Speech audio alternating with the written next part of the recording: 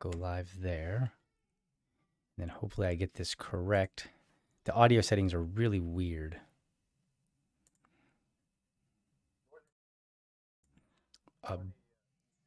The stream, I got to work that out a little bit. In fact, I'm probably broadcasting our audio right about now.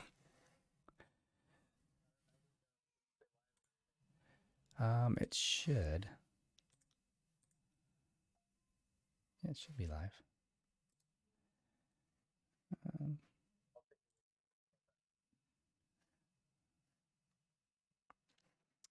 And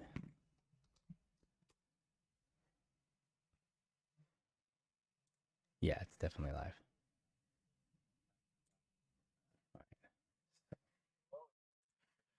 Well, they're not seeing you, but they might be hearing us. All right, let's get this audio switched over.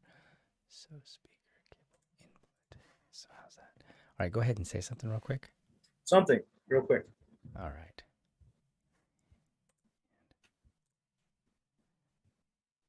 All right, now try it. Something real quick. Why is it not coming through to here?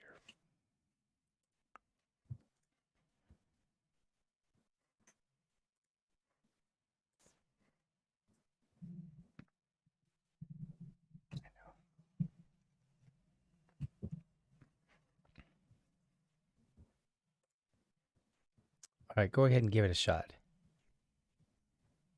Something right here? Yeah, there we go. All right. You see the levels? Looks like you have something in your camera view, by the way. Something in my camera. Oh, it should be a microphone. No, on the corner. Oh, yes. Oh, so you're going to see a different microphone than everybody else. Oh, okay.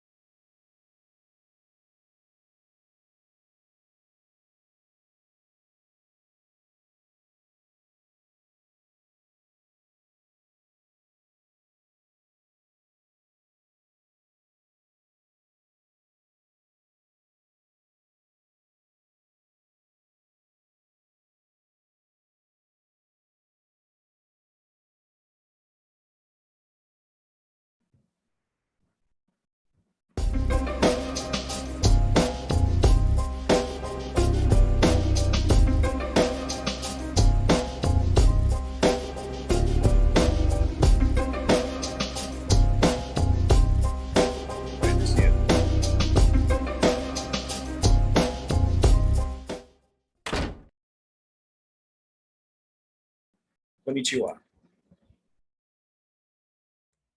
All right, welcome to episode 94 of the LibertyDad podcast, where we prepare for tomorrow's political conversation by how we engage today. This episode, I interview Hector Roos for At-Large 2 of the Libertarian Party of Florida. These interviews are intended to be tough, and by tough, I don't mean hostile, but candidates will be put in the hot seat. And why would I do that? Well, I feel that interviews are often either too soft or too hostile. They focus on what we like or dislike about a person rather than whether they can communicate their fitness for a role. So Dale Carnegie once said, there are always 3 speeches for every one you actually gave: the one you practiced, the one you gave, and the one you wish you gave. Interviews are very similar. There's the one you prepared for, the one you gave, and the one you wish you gave. I once had a 2-hour interview with multiple people. As I left, I was feeling like I just kind of missed the mark. And then as I drove away, it all caught up and I realized I really missed it on some questions. I immediately pulled over, pulled out my phone, punched out better responses to every single question that I could recall, sent the email, and hoped for the best. I didn't get the job, but I did nail it the next interview. These interviews are intended to be tough so that each candidate later hopefully says, man, I should have said that. A word of caution though. Just because someone doesn't have an answer or gives an answer that you believe is underwhelming doesn't necessarily mean that they are not the right fit for the job. It just means that they weren't prepared to answer the question, and hopefully they will the next time. The goal isn't to embarrass people or give a tough interview such that it leads anyone to believe the person isn't necessarily ready for the role. It's to raise the bar with our expectations of leadership and how we interview, starting with communication. With that, let's dive right in. Hector, how are you today? Hey, thanks, DL. Yeah, well, thank you for welcoming me and inviting me to this your program. I'm looking forward to it. It's gonna be great. Awesome. So let's dive right in, and let's go ahead and tell yourself, tell the audience, tell me a little bit about yourself, kind of where you're, just anything that leads up to where we are now. Sure. I mean, I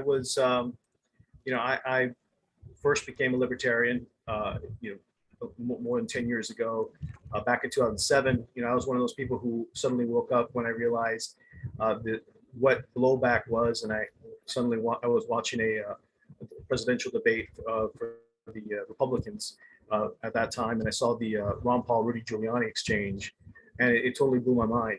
Up to that point, I had dabbled a little bit in politics. I'd been a congressional intern. I'd worked with other campaigns in the past. Something that's like a college student level, right? Mm-hmm. Just an interest in volunteering. And then, at that point is where my libertarian journey began. And I can say that I've been involved on and off with Libertarian Party politics for the last maybe 5 years. I've been involved locally as a volunteer. I've actually volunteered for the LPF candidates committee through 2 years ago, actually all the way back to 2018. I've been involved on and off, and I had to remind. It was funny. I had to remind Jim Turney, hey, we've actually done this before.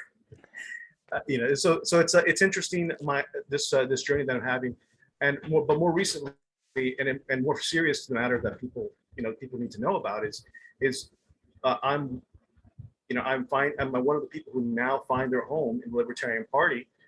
And I find myself realizing how many more people are out there that are in my shoes that felt politically homeless for a long time, that really just need to make the decision to get involved in the Libertarian Party.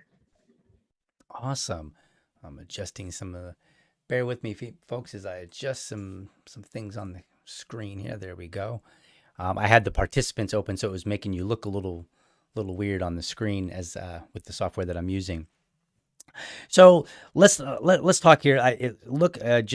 Digging in, looking. I see that you are the treasurer of Miami-Dade. Is that correct?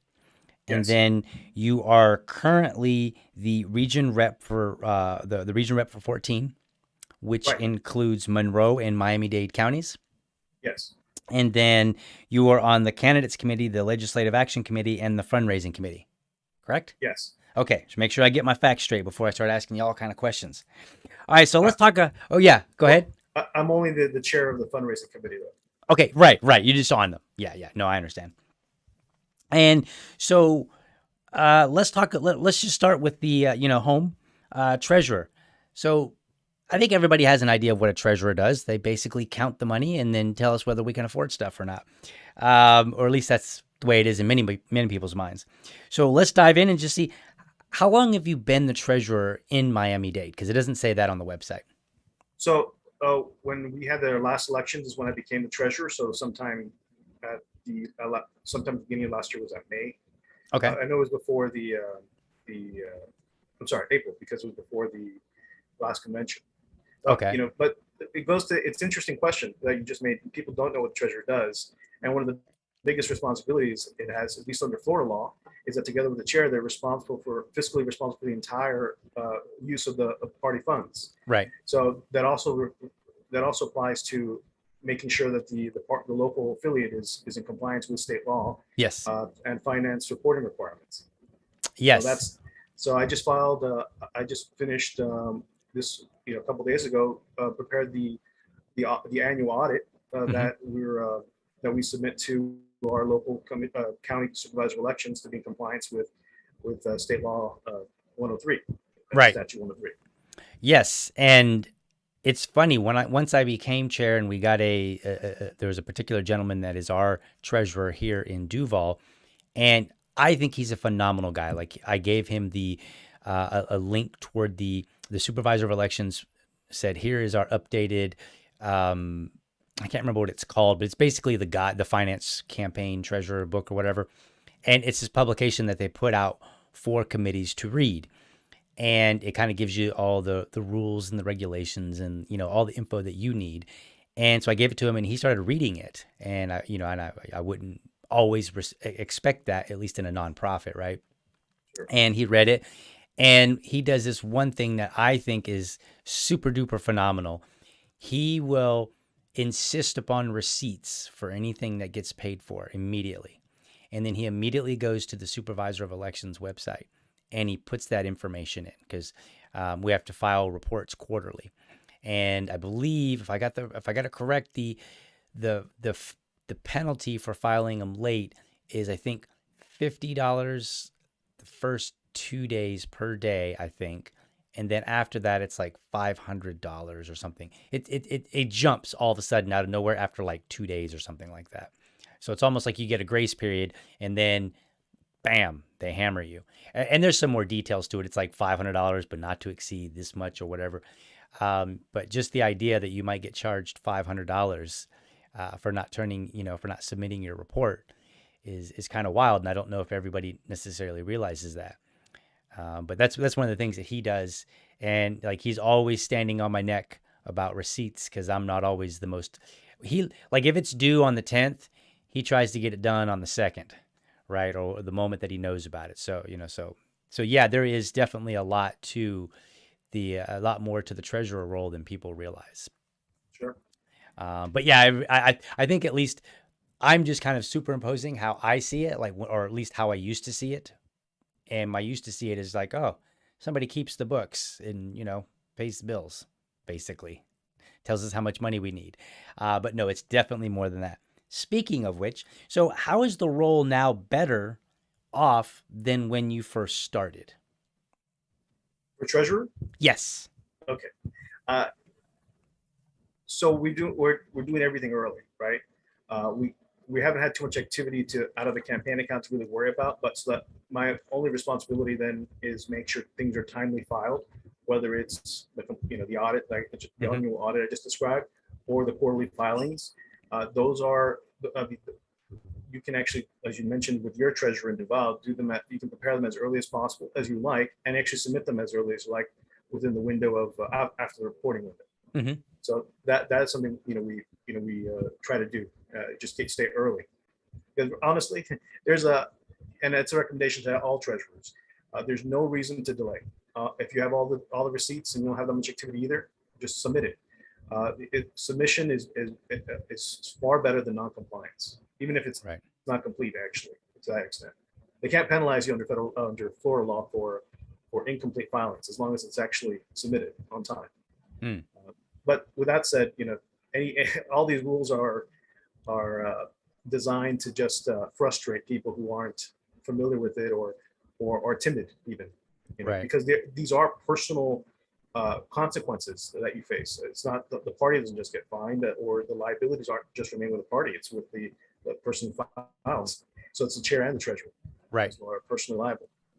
So yep. DL, make sure it gets filed. Oh yeah, and if you're listening in and you are a chair, I know that you don't have the authority to decide who gets to be the treasurer, but I would do my best to seek out people to run for treasurer who have that dedication to like doing things early, to being accurate as possible. It's one. I mean, you could have somebody in maybe the vice chair role or the secretary role that's being a little bit behind or trying to get caught up and stuff like that. It doesn't really work with the treasurer role. In fact, that may be, at least in our affiliate, that may be one of the more important roles, just because that role can cause you to get fined by the state. And if anybody in Florida has seen some of the past, fines and fees and things, either from our state or from others, and just kind of observed, you don't want to be in that seat because everybody will be angry with you. you will get no mercy. Right. So you definitely want to try to find people that are willing to take on that role, who are a good fit for that particular role in specific. So you're leaving it better off than by being more timely. Is that what I was hearing? Right. So everything is handled ahead of time. Your spreadsheets where everything's nice and recorded. The receipts are captured, of course. There, and I do have a wonderful secretary in our Fit Local affiliate too, that essentially is the custodial record for all of these receipts as well. Hmm. So we basically double duty with shared drives and have all our receipts and bank statements in one place. Gotcha. All right, that's awesome.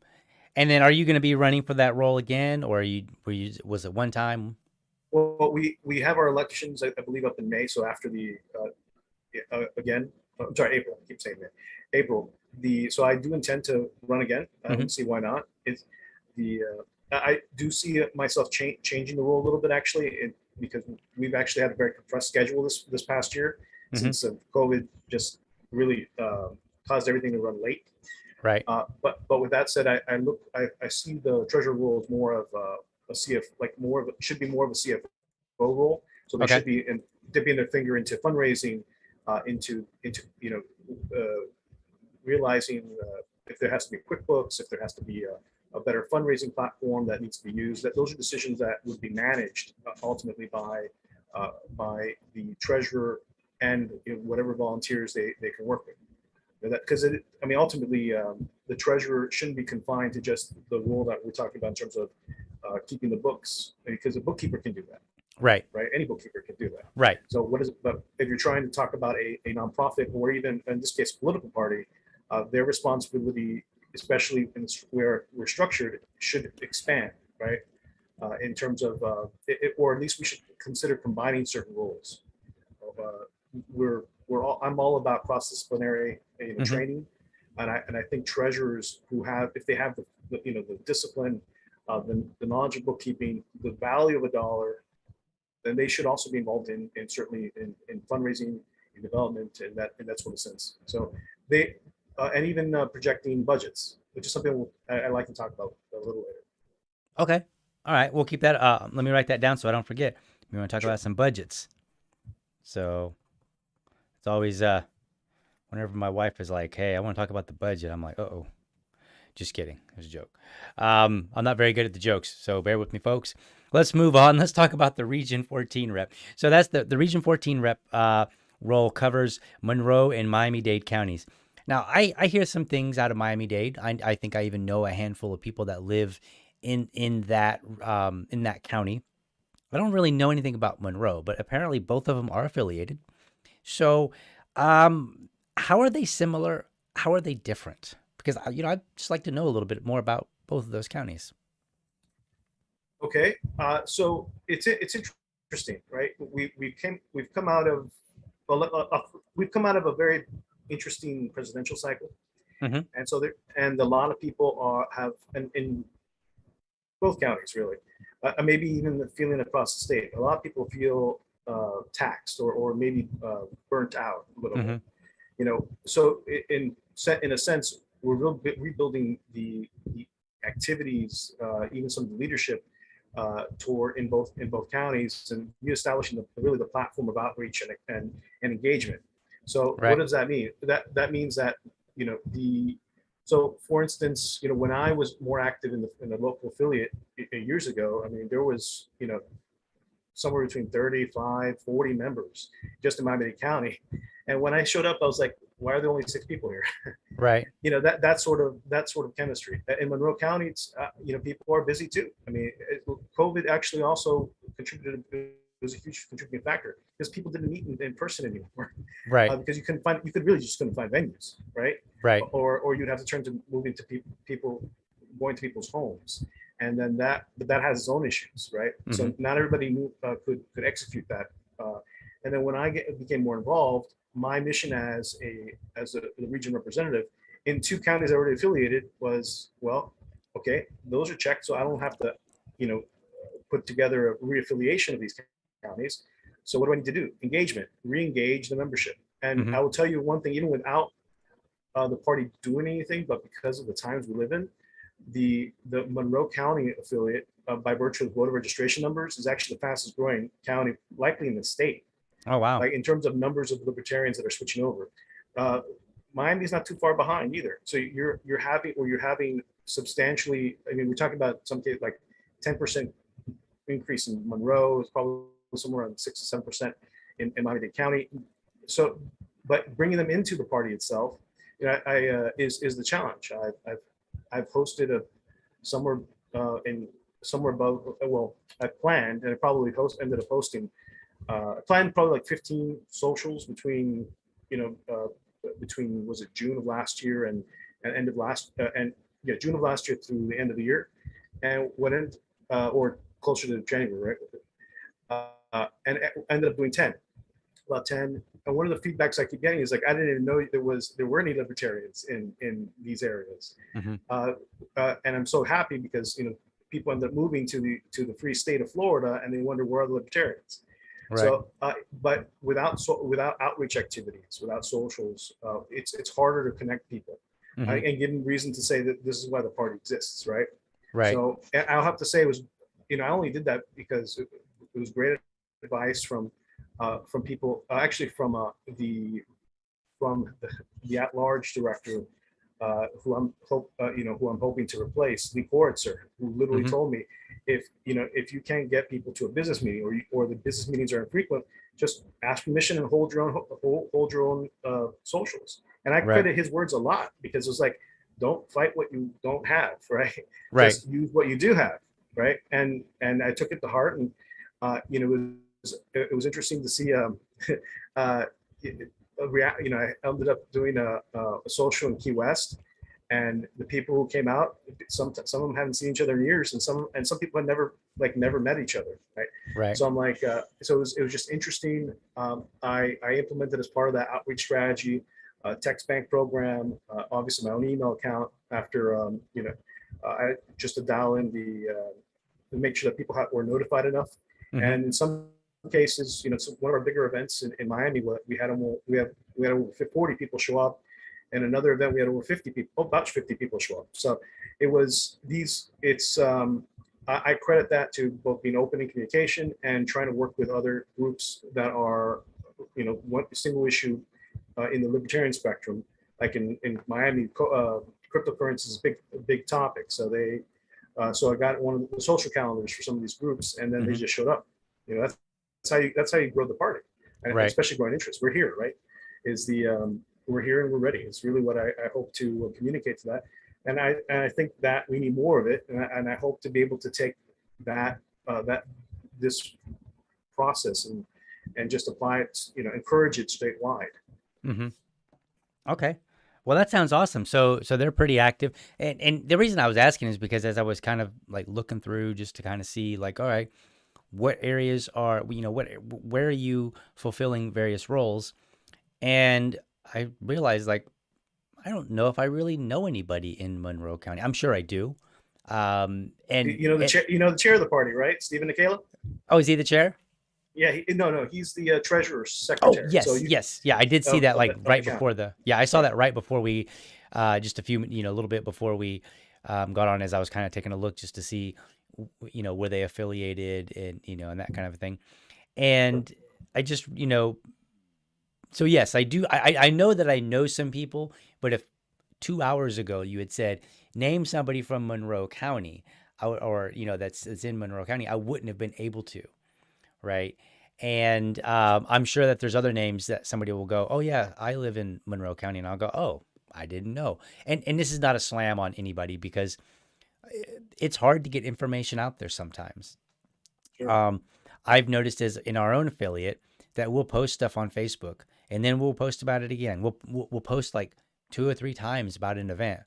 And then later after the event, people are like, well, I didn't know that event was happening. And I'm like, I mean, it's like, because you're posting about it on, on social media, and you're hoping that the algorithm, at least, one out of the several times that you post, does come across their wire, and so it can be a bit of a challenge. And so, and then of course down there, I don't know, it seems like the further away that I am from people, the more also the more distant the information seems.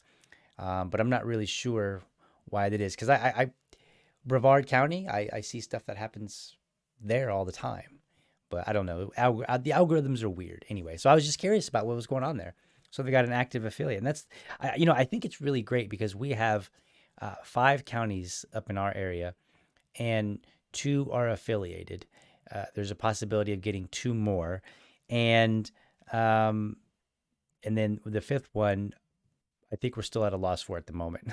I don't think we've got anybody that we know over there, let alone, any even whisperings of people that want to get things going. But hopefully the future will change that. So, okay, so it sounds like you've been doing some good stuff, with Region 14 and even adapting to the situation there, which is 2 affiliated counties. Because a lot of times it does seem like the big question is, how come this county is not affiliated in your region? This tends to be one of the big questions.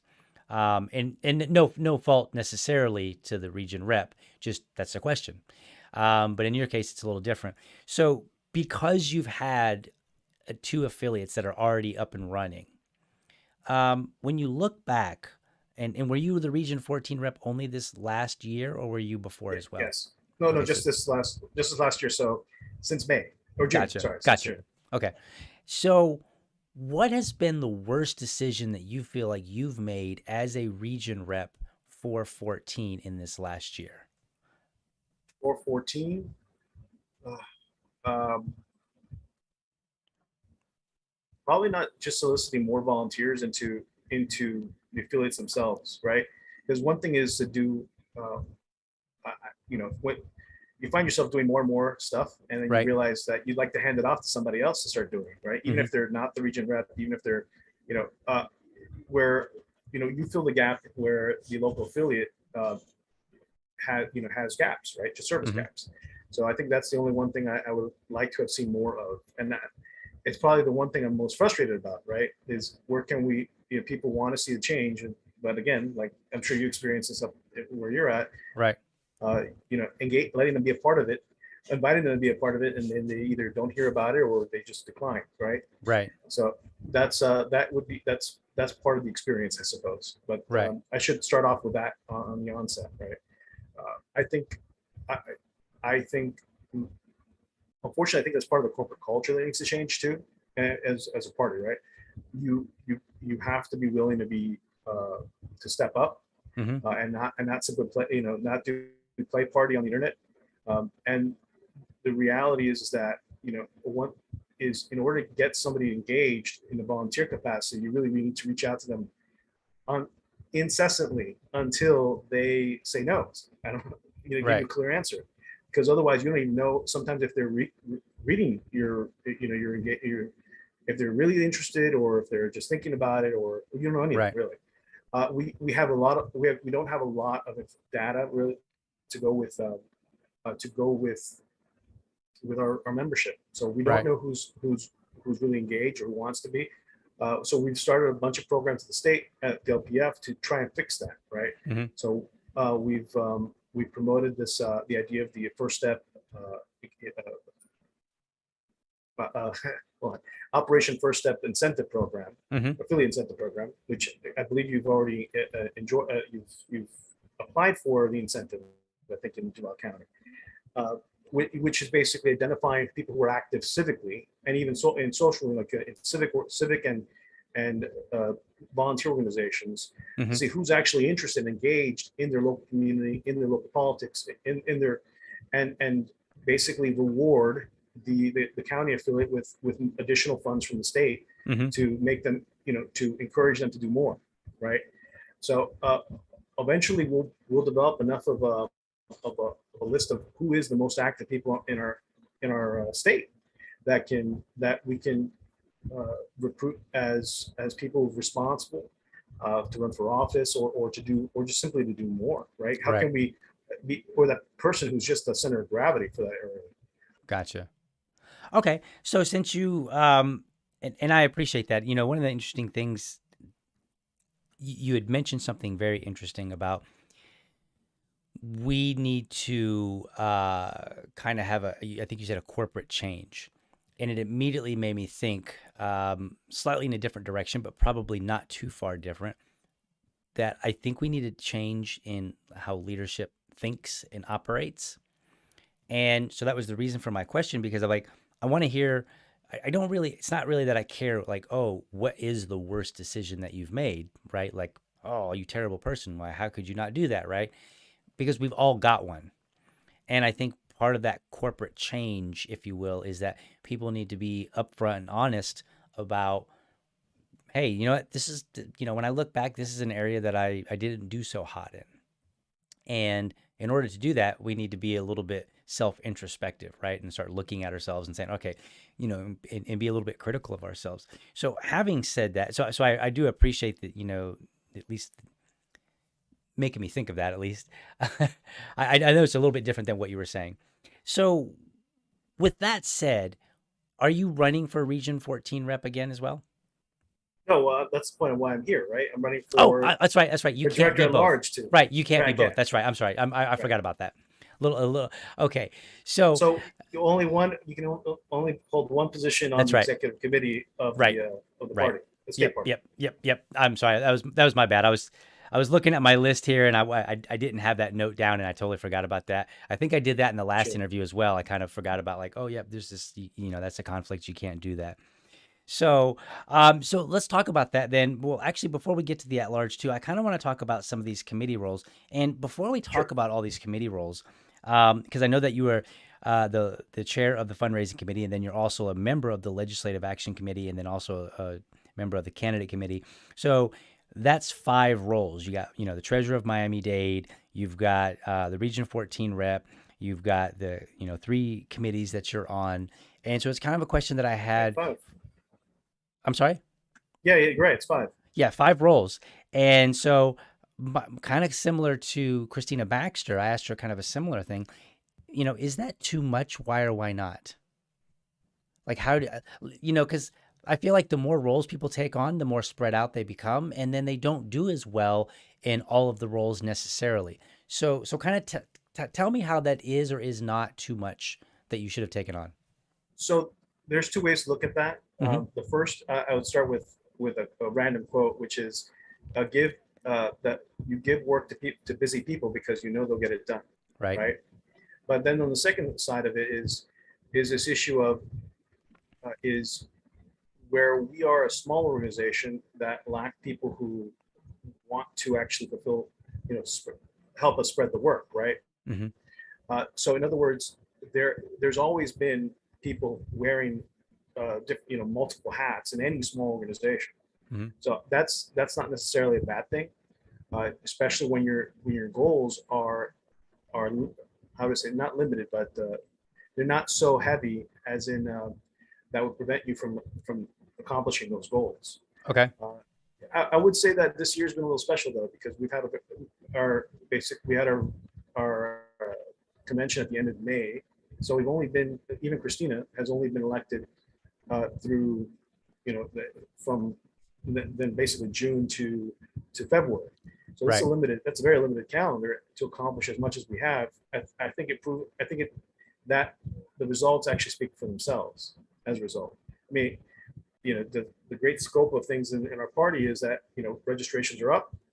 The engagements in the media are up, the events are up. Fundraising is at this point would project to be 8 to 10 times, depends on how we finish this year, or through a convention, and in a limited year, right? Right. So the fundraising committee had the goal of the fundraising committee this year was to reach the receipts of $100,000. Mm-hmm. We're even without even being in a full calendar year, we might hit it. Okay. So if you like, come down and help us at the next state convention and with your dollars. Right. Because we have quite possibly the best lineup for a non-election or for any election, for any year, not even an election, for any year in LPF history, for who's going to be the VIP speakers at the state convention, including LibertyDad. But yeah, I'll be there talking, be on a panel.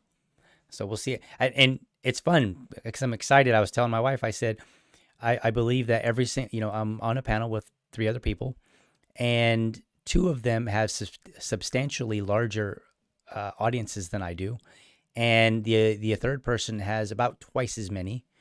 And I said, it kind of feels good to kind of rub shoulders, I guess. And I know that size of audience doesn't necessarily mean quality, right? I mean, there are plenty of people on, social media that have huge followings, and I think they're absolute morons. Not necessarily in the Libertarian Party, but I just so I don't want to I don't want people to misinterpret and think that, I think that size means something necessarily, but I think it does go toward it a little bit at least, because clearly you've attracted enough people to want to hear what you have to say, and so that feels kind of good. So yeah, I'm definitely looking forward to that, and I'm glad that I can contribute to being considered what is a great lineup.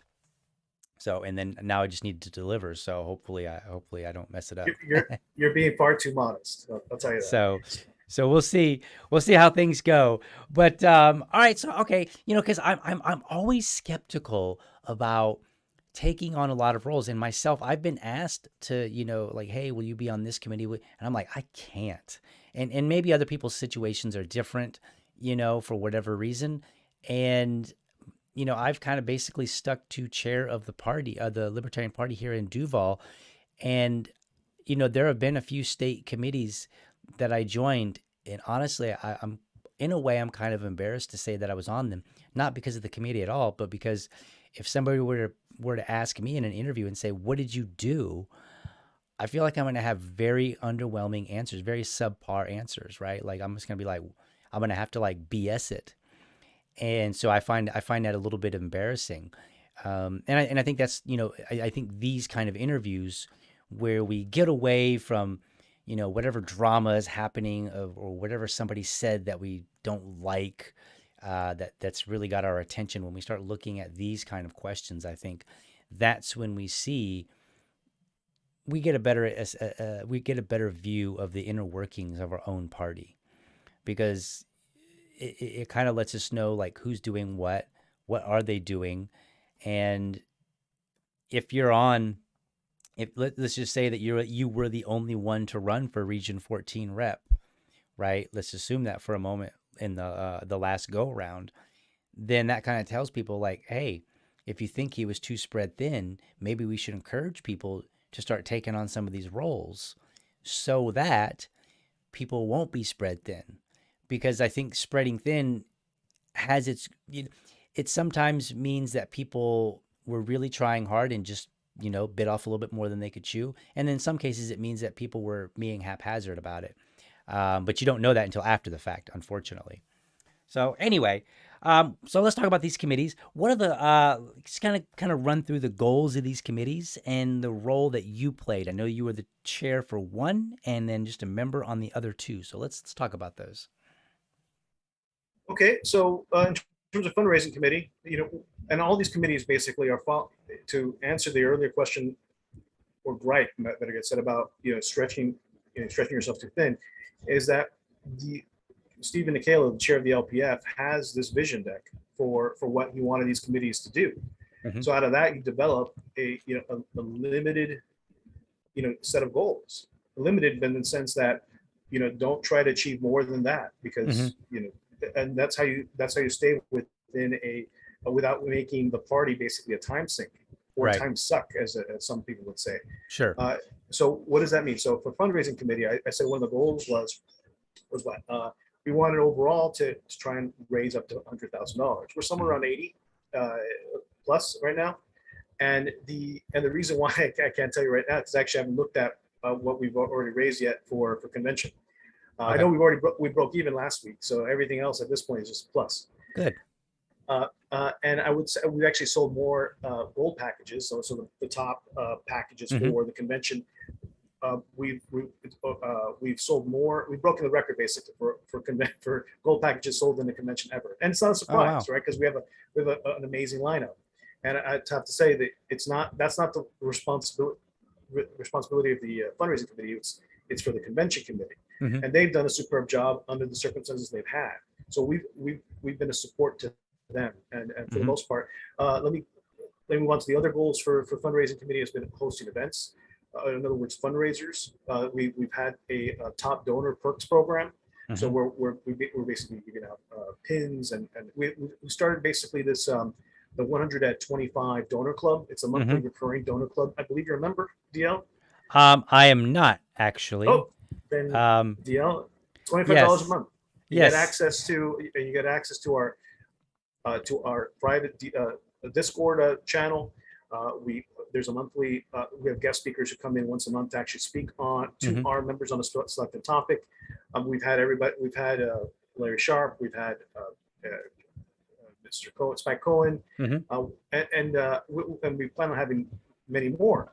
We want basically to create. Our goal has been not just a nominal amount of fundraising dollars, but also a number of regular recurring donors. Right. So that's been the goal there too. That takes some time, but that's basically that recurring donor base is the recurring revenue that any organization requires. And in our case, that's one of the things we've had. Another goal we're implementing before convention has been finally an e-store dedicated to our logo, our design, our brands, and hope as soon as we have the okay from communications, it will go live. Oh, and nice. I'm looking forward to say actually buying branded merch for the party itself. Okay. And if I'm sure I'm going to miss a couple of others, but generally speaking, we did approve under fundraising. We approved the first contract employee I've ever heard of for the LPF, which was for development director. Right. And that's that person basically was the former fundraising chair who I replaced. So we've been able to not only support the activities of, we've been able to grow on having someone dedicated to at least a minimum of 20 hours a week on fundraising. And I think it shows that time commitment is valuable. So that's the goals, and you see where we're at. For Legislative Action Committee, we're now under the chair of Alexander Snicker, who used to be the vice chair of the LPF, and he actually was a former candidate for U.S. Senate. 6 years ago, actually, right? So, and he's been working in Tallahassee on and off for at least 8 years now, and so as a chair, and he will continue to run as the chair of the LAC. He's developing the program for lobby days for the LPF.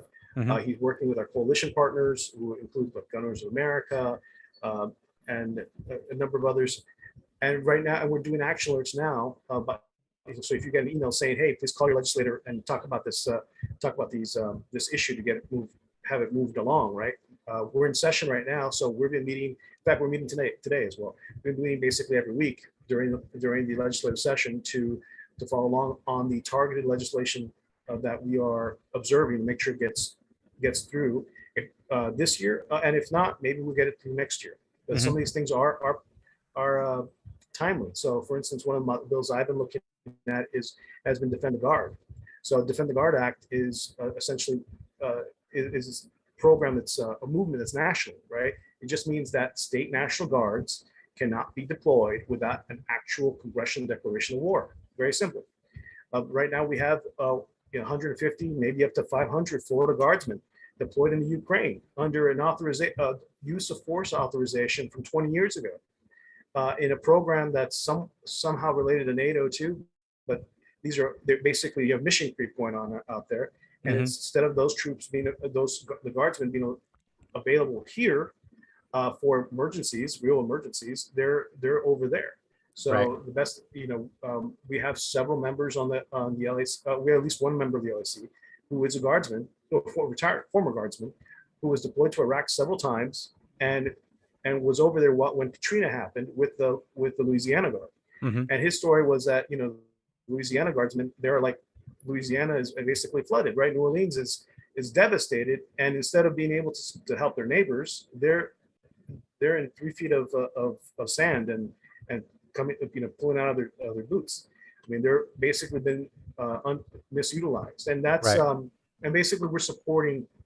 This is what we're telling people is a constitutional. It's a pro military, or pro military family, or even our pro neighbors, right? But ultimately, it's also anti-war, because it attacks at the heart the idea of why we have these. What is the legal rationale for these military deployments? And if we our guardsmen, the National Guard is being used as a backstop Mm-hmm. because the military can't recruit enough soldiers, even with all the signing bonuses, with all the appeals that they have, to make up for the troop numbers.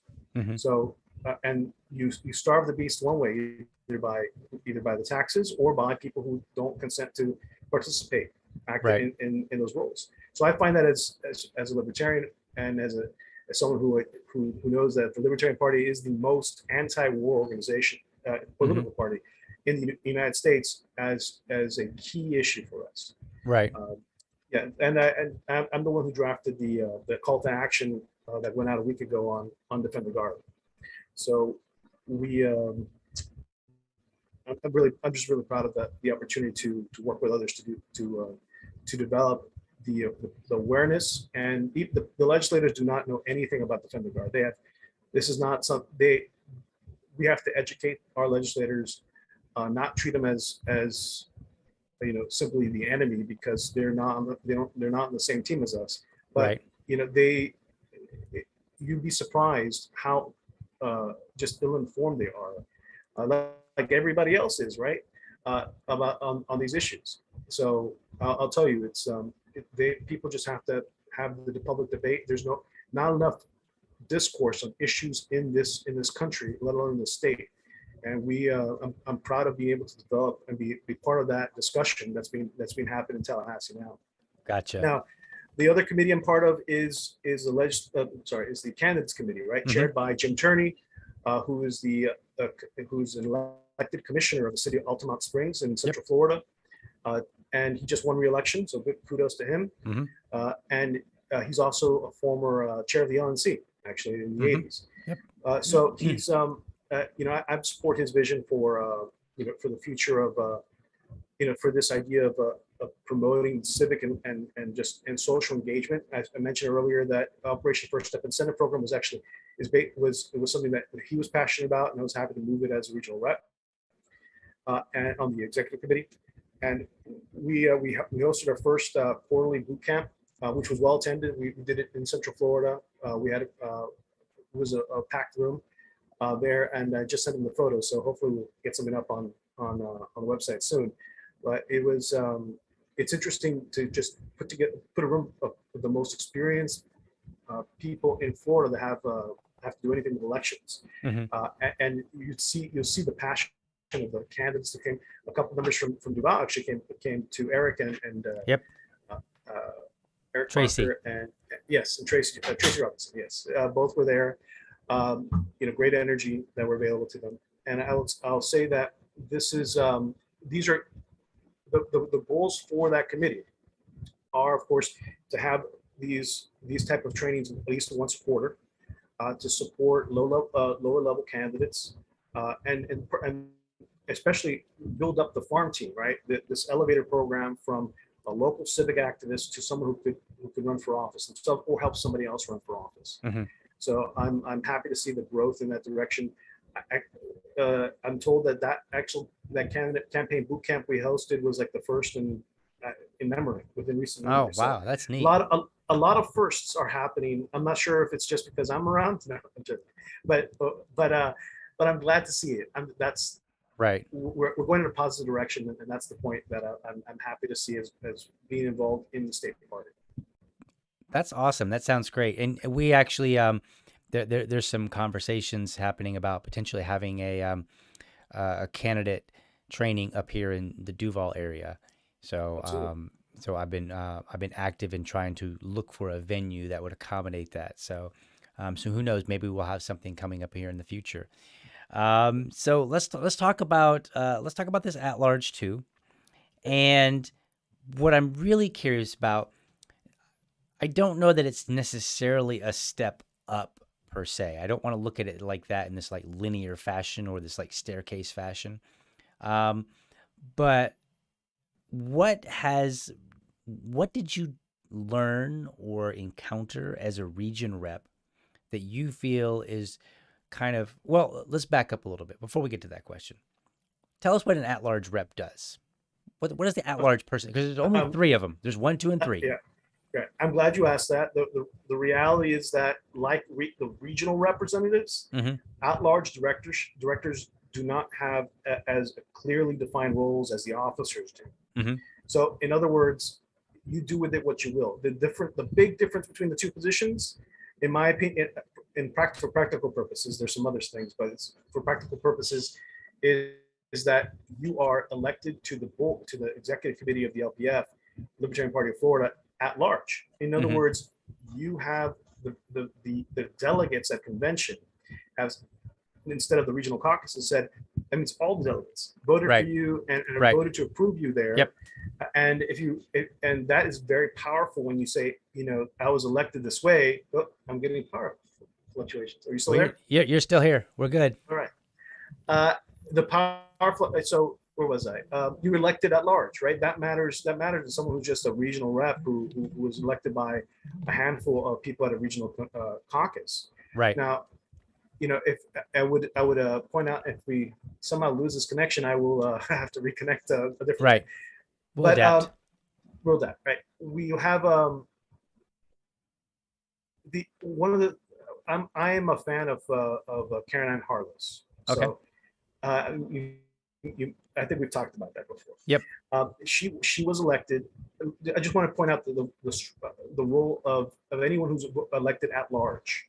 She was elected at large because an officer, even at the LNC, is elected by all the delegates at that convention. Right. And that comes with certain responsibility and a certain weight to whatever that person says. And in this case, Karen Ann Harless is essentially is so many of people agreed with her positions and why she was running that she was essentially became the most popular elected officer or at large position in the entire LNC, and that matters. That matters because it comes with a certain responsibility that, hey, what my vision and my goals, I certainly have a mandate to try to achieve, right? And my reason for being here today is to ask people, if you like what we've been doing, the direction we've been going, then by all means, I will continue that and grow it. And on top of that, I do have some other things to add, right? Okay. That we haven't gotten into. And we'll take it from there. I mean, you asked about. The question was, what's the difference between at large? What does an at large do? And I think I've answered that. Right. But I think, let me segue into what I just was mentioning. An at large does represent, as a result, the will of the convention delegates at large for all of them. And I think what do we need? At LPF, I think what we need at the Libertarian Party of Florida is obviously a support for a greater bandwidth in terms of communications, but more importantly, some smaller issues that are infrastructure wise, right? We don't actually run on an annual budget. We run on quarterly budgets. So in other words, we don't even have a multi-year plan put together that to budget towards. Right. So my vision would be is to implement that and ask the rest of the executive committee to support that sort of vision. Part of the fundraising committee is to come up with such a plan, and I've been working on one for the last couple of weeks, and I'm going to release it soon through the fundraising committee for everybody to see what this means. But no organization really generally can succeed without having some sort of multi-year plan. Okay. Whether at least minimum of 3, usually it's 5, and even in some cases it's 10. If not, and for large organizations, they go a lot farther down the calendar. Why is that important? Because we are an organization that's built around electing people and basically we are the brand for the libertarian movement. Right. We have we're named Libertarian Party for a reason. So what does that mean? That means that we have to have a dedicated budget that's set aside to support candidates. If we can't find, if we have even potentially, if we find potential races that don't have that are short run campaigns, for instance, that are partisans particularly, we need to have some money on the side to support their efforts. We do not have a legal strategy in the state of Florida. We are totally at the behest of whatever the two parties want, and particularly the Republican Party wants in Florida. So we're constantly under pressure legally to be less active, really. I mean, so our ballot access is hard coded into the Florida Constitution, but there are many other ways to frustrate getting candidates on the ballot in Florida. So we had an emergency. We just had during COVID, the lockdowns. We had an authorization to allow for candidate petitions to be accepted electronically, Right. but they didn't implement it permanently. Why? What's the difference? What really Right. changed? Just a political will, right? But that's something we could have challenged legally. We could have challenged legally the largest tax increase in Florida history that happened last year, when the Florida legislature approved an enforcement of an expansion of an internet sales tax in Florida. We could have challenged that. Why? Because the Florida Constitution says that you cannot the legislature cannot pass tax increase without a supermajority of the vote, which they did not have. Right. So what's going on here, right? In order for us to be actually active, and even as a state party, we have dedicated pools of funds, and if we don't have them now, we have to basically start fundraising to fill in those accounts, essentially, for candidates, for legislative action, for legal recourse. So let me of course ask for you, events and outreach. So let me ask you then. It sounds like everything that you just said. So backing up, you said, "Hey, we, at large too. If you like what I've been doing, then I'd like your vote for at large too. And then I've actually got some more ideas. And then you kind of went along and you said, you want to look at getting a multi-year plan or multi-year budget plan implemented, and then you want to do some things that helps limit the frustration of the candidates. So, for instance, with the COVID and whatnot. So, here's my question. It sounds like all of those could be done under the roles that you're doing currently. So, why do you need to be on the director at large to accomplish these? Why can't you say, hey, you know what? I'm going to continue what I'm doing, and I'm going to do even more in the next term? It's an interesting point. I would say that I sort of answered it earlier, which is to say that when you present this idea or this platform to all the delegates at convention instead of just the regional caucus, it makes a bigger difference when you're elected, right? So, and that is to say that this is an opportunity then in order to truly influence the future of the party, rather than just influence whether a region is affiliated, remains affiliated, or maintains some certain level of activities. In other words, I can't do what I want the party to. I'd like the party to do more, and I can't help get the party there without a different role. Right. And it's an expanded role that that leads that people can agree with me on to implement. So you're saying there's basically a ceiling, if you will, when there's not the backing of people who have voted you on for that particular purpose.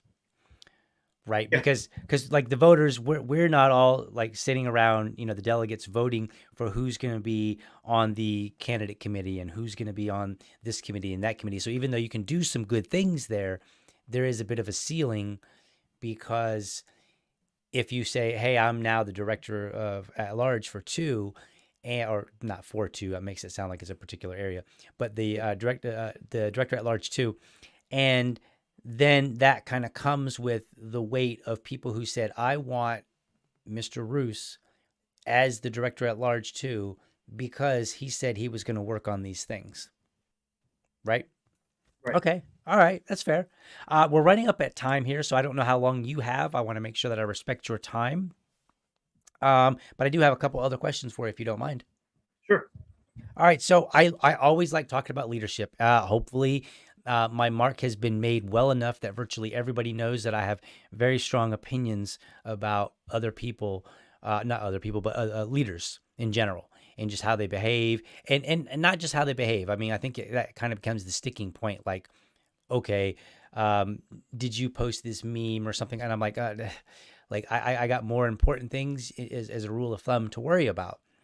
And because when I look at leadership, I really look at it at a more internal, like, what are you actually doing?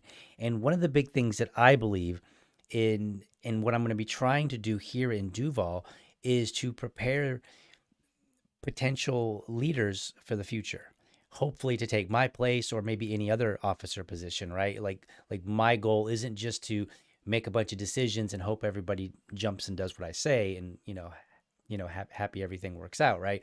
It's more like, hey, who am I? Somebody comes to me and says, I would like to be chair. Okay, great. Why don't you shadow me, right? Let me show you what I've been doing. And then who knows, you may be 2 or 3 times as better than me, right? So is there, I'm not seeing somebody, there's a list in a private group of all the people that are running. I'm not seeing anybody that's running for regional rep 14. Is that correct? At this time, um, they've not announced. Okay. All right. So there might be somebody. Sure, but I Okay. can't speak for them. Fair enough.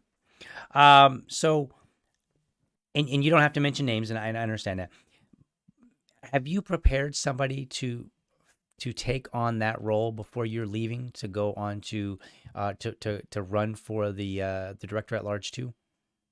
That is what I'm working on. Okay. Yes. You are so let me push back a little bit. Are you working on it now, or have you been working on it over the course of time?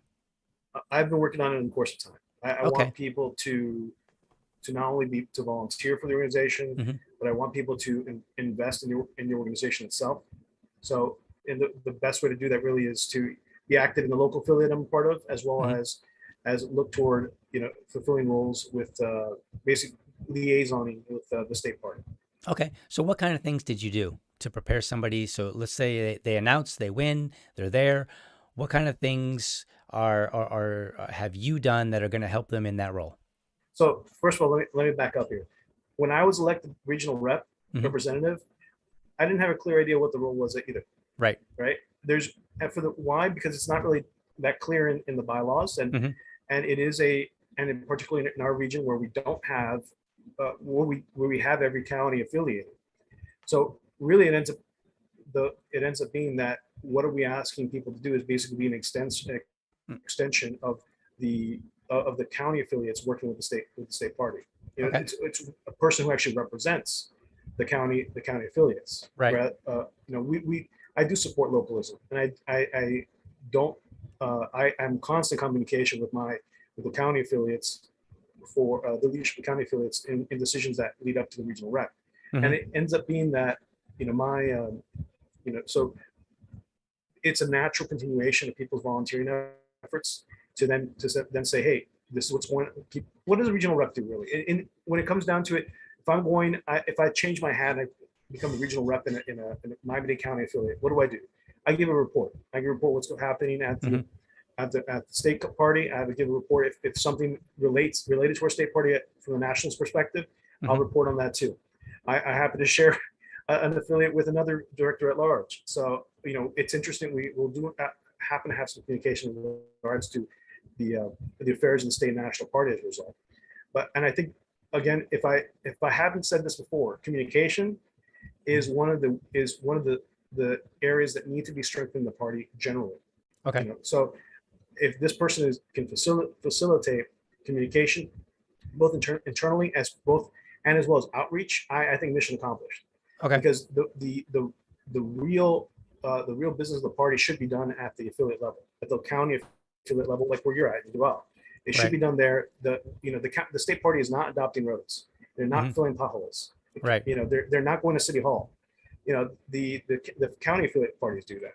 Right. All we in fact, we're at a point where in the state party that we've been fairly successful with fundraising, and we don't have as much money to actually. We don't have enough things to actually spend money on, Hmm. which means that we're going to have a surplus for the next coming board or executive committee to use, and properly budget.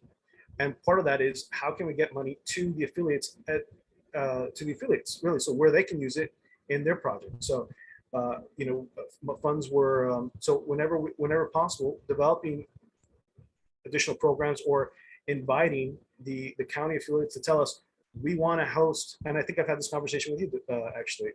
If you have an event that you want us to sponsor at the Yep. state level, Hmm. please let us know. Put in the request, and we'll fund it. There's no reason for us to hoard onto money because that's not doing any good. Right. So in other words, communication internally. Okay. In the corporate world, that's called internal sales, right? Hmm. What are Right. we up to? What are the things we're doing? How can you engage in this program? Best practices, right? And then the second part is the outreach. So not only, coordinating the outreach, any funds that need to be allocated from the state, or simply, assisting the state, the county affiliates in towards of, so they can do more. All right. So, in terms of Miami, we've had a couple of events. Some of them were underwritten by the state party. Some of them were not. And, and I'm telling you that, and I hope that really answers your question about what is that role. Now, I will say, as an at-large director, I appreciate the I already mentioned Lee Quartzer as someone who I've taken advice from. I think I've taken advice. Obviously, Suzanne Gilmore, who's Dow 1, is this person in Miami-Dade affiliate. We talk a lot. We talk often. Now, and I also talk with Dow 3, who's John Thompson. John Thompson. Thank you. Yep, John Thompson. Yes, John Thompson. Why? Because the Downs actually represent people who are reflective of the party at large. So they're the ones who, and honestly, they should be people who have certain knowledge and skill sets that can contribute to the welfare of the party. And I mean that in a good sense. Right. Awesome. So I hope, yeah. I was just curious. I mean, I have a very strong belief that if I were to leave as chair, and the following year, Duval just collapsed and kind of fizzled away, I would look at that and say that was my failure, because clearly I did not raise up leadership to at least do I don't want to say as well, at least do the same work that I do. But they should definitely be doing better than me, because I should have laid the groundwork so that even if they have a different vision, they can bounce from that and do even greater things. Right. So that's my very strong opinion. All right. So one last question. This is my absurd question. It's just for fun. So there's absolutely, hopefully nobody judges you for this one, but knowing libertarians, they might. So I tend to think that when it comes to people who are avowed communist, they have some interesting thought processes. And so I kind of wonder, what drives that? So, just making up something here. I know that libertarian community really is known for loving their drugs. That we don't necessarily all use drugs. So, who uses more drugs, commies or libertarians? Because I think they got to use some drugs to get their ideas, and we have stated clearly that we like our drugs. So, who uses them more?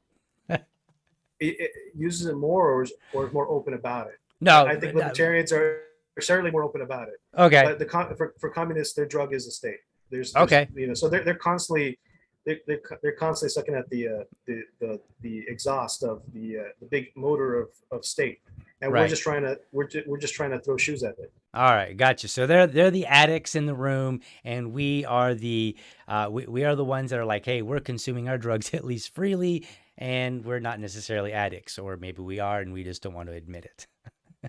Absolutely. All right. Anything else? What else do we know? Sure. The budgets. You wanted to talk about the budget. We got a few minutes if you do. No, I did actually I did cover it. That you did. We have a long-term planning, regards to the party. Right. But I'll say a few other things. I live in Miami. I am in the Spanish Caribbean of the U.S. I hablo español. But I do reject identitarian politics. I think libertarianism, the idea of liberty, is universal. I don't think it's ideological. I think it's practical, right?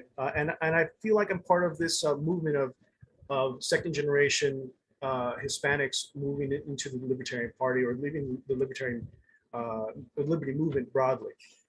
I'm actually a professional business relations and government affairs consultant. So I've actually worked in government too. Don't hold that against me. All right, but, there goes one vote. But I see basically where our taxes are going, and and that's really what it comes down to. And really, with the decision-making process in any level of government, they're practically all the same. Little information to the people actually making the decisions, and the proposals are being proposed by third parties who are outside of the public domain, out of public view.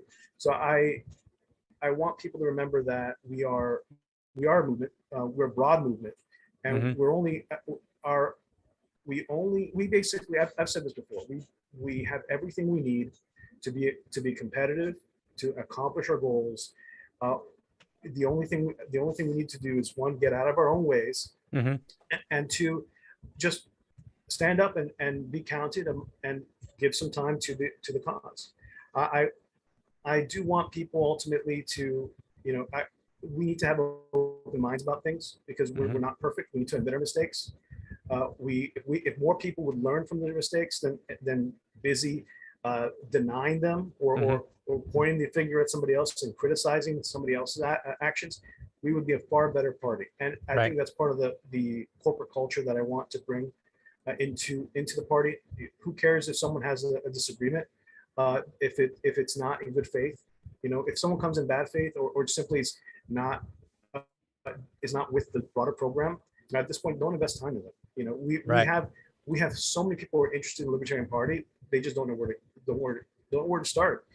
For people who have switched parties and come into the Libertarian Party, we have a lot of outreach efforts to still do for them. We have thousands of new members that come in about every quarter. I mean, we are the fastest growing party in Florida. Right. So, and we're faster growing than even MPA. So I will tell you that it's just a matter of us, opening up our hearts, opening up our hands, and sometimes opening up our wallets, to make sure this happens. Is that a jab at me? Was that a jab at me for not being part of the 25? We do have a 25 club. Please, let us know how you can, if you want to join it. We do have it. I want to really thank, we have a great team at the state right now. Our development director, Celicius Laughter, who's also the vice chair of the fundraising committee. And we've been, our chairman, Steve McKayla, has been very open about the ability to fundraise, the socials, really growing the party, not making it too complicated, right? But now we're entering a period of growth in the party where we're ready to start growing it in a more permanent manner, right? So long-term budgets, long-term planning, using some of the resources that we have now to actually start funding engagement, outreach. Right. So one of the things that have been proposed is someone to just focus in on events and outreach, working with the county affiliates to just put them on the calendar, start funding them. So we will have. We've done more events this year than I think we've done more events in terms of outreach than we have in like the last 5 years, and certainly we've raised more money this year than like the last 6 years combined. I mean, we're at a growth point, right? So where do we take it from here? And I think we just need a new vision in that direction. I think we have, it's going to be a good thing. And I look forward to it. Look forward to seeing Duval grow and seeing Libertarians elected in Duval County. It will be amazing. Yeah. We're hoping for it. We're hoping for all three of them. All three. That's our goal. So I appreciate it. You can find me on Twitter here on Hector Miami, and I do appreciate your time, Gail, and your invitation to your podcast. Absolutely. Thanks, LibertyDad. Yeah, and it was great having you. And for anybody that's watching, in just under an hour, I'll be with Brian Fleming. Actually, going to do 2. Turns out when you throw out an invite and say, "Hey, I'll interview people running for the LPF," you should probably do it a little bit sooner than about a month before the convention. So I've got a couple back-to-backs that have had to happen. So, but no worries. I'll manage. Thanks for coming on. And we're going to go ahead and close this out. So have a good one, man. Thanks. And happy Valentine's Day, everybody. If you're watching on YouTube, be sure to hit that subscribe button and connect with me at LibertyDad on Facebook, LibertyDadPod on Twitter, or send me an email to libertydadpodcast@gmail.com. I'd love to hear from you. To catch LibertyDad episodes when they air, head over to facebook.com/free speech media, where the weekly episode airs Monday night at 8 p.m. And while you're there, be sure to check out the other free speech media shows. Prefer an audio format? Then head on over to libertydad.com or just search for LibertyDad, all one word, on your favorite podcast app. Remember, if you're a champion of liberty, your business is people and your product is liberty. Have a great week. Catch you next time, and I'm out.